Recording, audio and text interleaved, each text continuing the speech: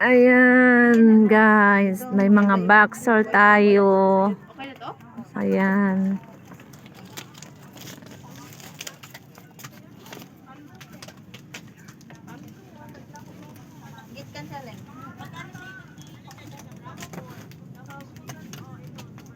Plastic ang ka.